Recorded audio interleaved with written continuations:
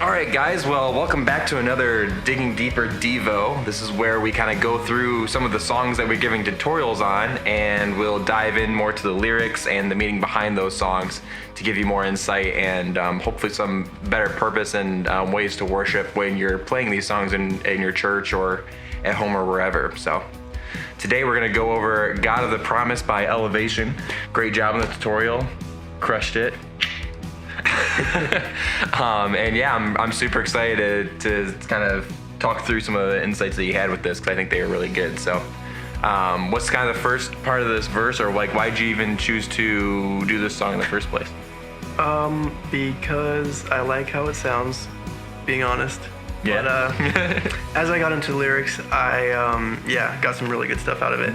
So I just chose, actually, the very first lyric of the song was what I started out with. So, not gonna wait for the walls to fall. I know a name that will bring them down. So, going over this lyrics, like, what are the walls? That's the first question. Mm-hmm. And as I started thinking about it, I think a lot of people think the walls might be like something in the way of getting what you want.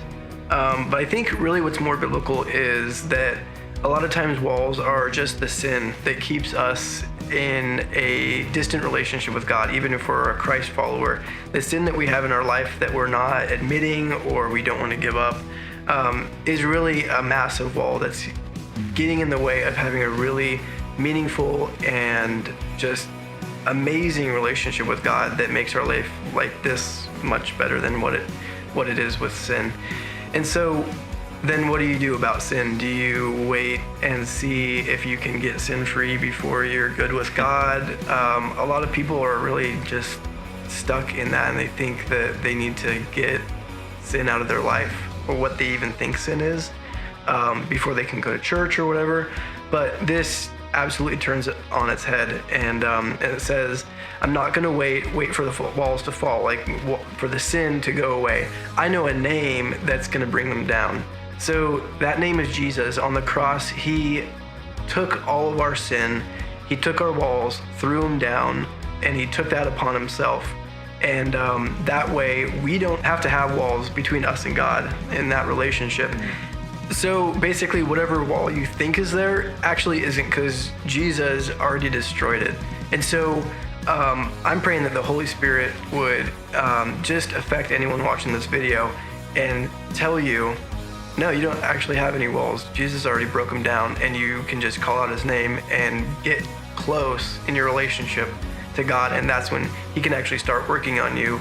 And maybe he'll probably bring up the sins in your life that are separating you from him, but it's not that those are making it so that you can't have a relationship with him in the first place. That's completely backwards from what God wants for us. It's kind of interesting that like you go from almost, we have this mentality that like we a lot of times think like sin is just like I can't approach God at all if I have sin in my life. And according to these lyrics and like this truth is, no, when you have sin, you take it to God, and he's the one who kind of clears that out together. Like you can do that together. Yep. And get rid of that, and it makes the relationship that much more fruitful, that much more rewarding, and that's like really what he wants for us. Yeah.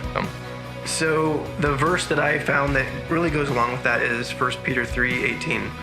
It says, for Christ also suffered once for sins, the righteous for the unrighteous, that he might bring us to God, being put to death in the flesh, but made alive in the spirit. Actually, there's also really interesting things if you keep reading from that verse. So put that in the comments if you read that and you're like, you have some interesting thoughts on that, but I won't go into it now. Bonus points. But yeah, that just sums up, like, what does it say? Suffered once for sins, the righteous for the unrighteous, that he might bring us to God. So us getting to God isn't about us getting rid of our sins. It was all Jesus taking our sins on himself, so that barrier, those walls, can be broken and just thrown to the ground, and we can have a relationship with God no matter where we're at. So yeah, it's really interesting that we have like this concept of sin being walls that are falling down, and then in verse 2, it kind of almost elaborates on that topic, saying, prepare the way, the King of Glory comes. Before his name, every fear must bow. So then you have like these fears crumbling to the name of Jesus again. What kind of other aspects did you get out of it? out of that. Yeah, so that's kind of cool. Fear is crumbling, walls crumbling. Yeah. Every fear must bow is kind of an interesting phrase, and then so I looked at some verses in the Bible and tried to figure out what sort of applied. But first, I was kind of thinking about how when you really zoom way out and look at history and then eternity with God, the only thing we really have to fear is God himself, because he controls everything, and everything that happens is happening according to his ultimate plan. So why would you fear anything else but the creator and controller of everything? But so that's kind of weird though, but like, should we be afraid of God that we have a close relationship with, who Jesus died for us for? But no, like, actually for Christ followers, even that one fear that's reasonable is expelled as we get closer and closer to God. So to actually back up what I'm saying, I want to read a verse that really applies here, and it's 1 John 4:15 through 19. So it says, "All who confess that Jesus is the Son of God have God living in them, and they live in God. We know how much God loves us, and we have put our trust in his love. God is love, and all who live in love live in God, and God lives in them." It's kind of a crazy scenario there. "And as we live in God, our love grows more perfect, so we will not be afraid on the day of judgment. But we can face him with confidence because we live like Jesus here in this world. Such love has no fear, because perfect love expels all fear. If we are afraid, it is for fear of punishment, and this shows that we have not fully experienced his perfect love. So love each other because he loved us first." So it really kind of just demonstrates, as we walk closer and closer to God and get closer to him, that we experience more of his love, because we're also expelling stuff that's getting in the way of our relationship with God, like sin, those walls that are in between us. And so as that gets out of the way, more and more of the perfect love can be between us and God, and expel more and more fear that we might have of God or even earthly circumstances. Awesome. So then you kind of get into the main chorus, like the final hurrah of what this song's really all about. Kind of the lyrics are, "Light of the world, trample the darkness, nothing can stop it, you are the God of the promise, and every word will be accomplished, nothing can stop it, you are the God of the promise." So it has like this recurring theme that like, you're not only God, but you're God of your promises, and you keep them. He really is like the only person that could ever keep a promise, because he knows the future. Yeah. So I'm just going to actually read a lot of notes that I took about this verse. Got a few verses and some thoughts about this. So first of all, John 1:5. Later I'm going to go to 1 John 1:5, but this is John 1:5. "The light shines in the darkness, and the darkness has not overcome it." So in our everyday lives, light always illuminates the darkness, and the darkness can't even fight back against it. So this light is actually Jesus, based on John 1:8 through 9, and he gives light into everyone, and that's in John 1:4. And his light is also his life. It's kind of crazy, but it's like imagery for who Jesus is. So that's also John 1:4. So basically, Jesus is our illumination and is the one that has given us true life on earth and a glorious life in the future, new earth and new heaven. And so going on to 1 John 1:5, I really like this passage. It basically says, "This is the message we have heard from him and proclaimed to you, that God is light, and in him is no darkness at all." And then what it goes on to say, read it for yourself. It's really interesting. It basically says that the way that we can live in God's light is, and also enjoy fellowship with each other in God's light, is being open and honest about who we really are.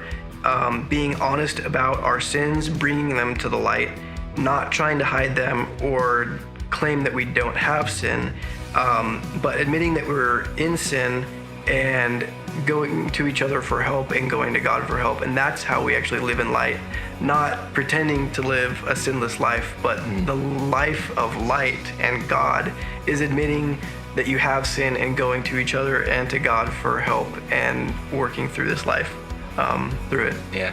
So that next part of the lyric is talking about how God is a God of promises. And I know I've had a lot of times like sermons talking about the promises of God. And so I went through and actually selected some promises that I don't typically hear. that I also figured out, these are actually promises of God. And so I'll give you the scripture reference and kind of give my summary of what that promise is, and feel free to look it up and comment below on what you think.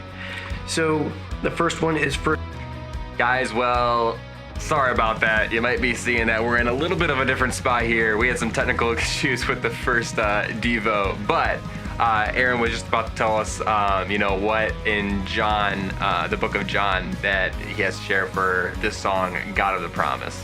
Yeah, so the final point of the promises that you can actually count on for God being the God of the promises are from John 14:26 and Luke 11:13, and they really just talk about how we can be sure that there's a promise of God that says if we will ask for His Holy Spirit, He will teach us, speak to us about the truths of God and the truths of the Word of God, and how we can use that to apply it to our daily lives in our situations that we find ourselves in.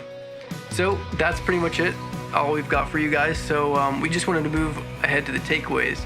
So yeah, for the drummers, you talked a lot about walls, like being broken down, and like how we build up walls of fear. And as drummers, we can come into worship with these things. We can come into life with a lot of these fear-based walls that are just being constantly built up on these false promises that aren't from God, that are totally from the enemy, but we just build into them so much. So as a drummer, pick out one or two of those walls, one or two of those fears that you may be building up yourself, and just pray over those things. Make sure that you're taking those walls to God and allowing Him to really break those things down so that you can walk freely with Him in the area that He wants you to go into.